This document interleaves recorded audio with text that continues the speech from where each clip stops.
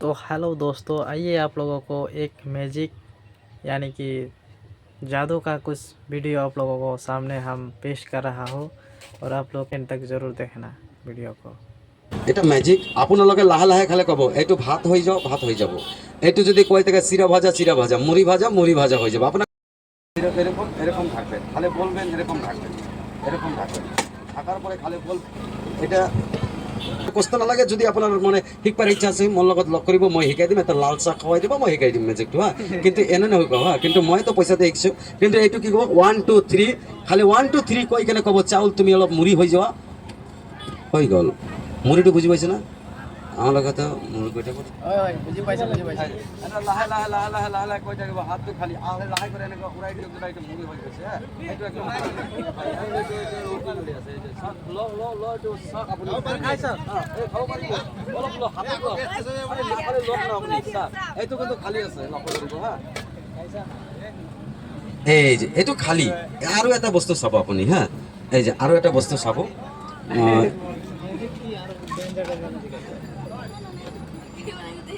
কেনে খাব লাগে ক'লে মৰ্ণিং আৰু ইভিনিং রাতে লাগাই কেনে ঘুমাবে রে রাতে লাগাই ঘুমাবে ইকো দিয়ে দিবি তো ইকো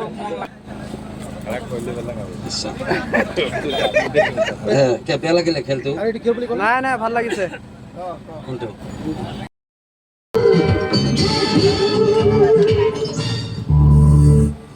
আসলে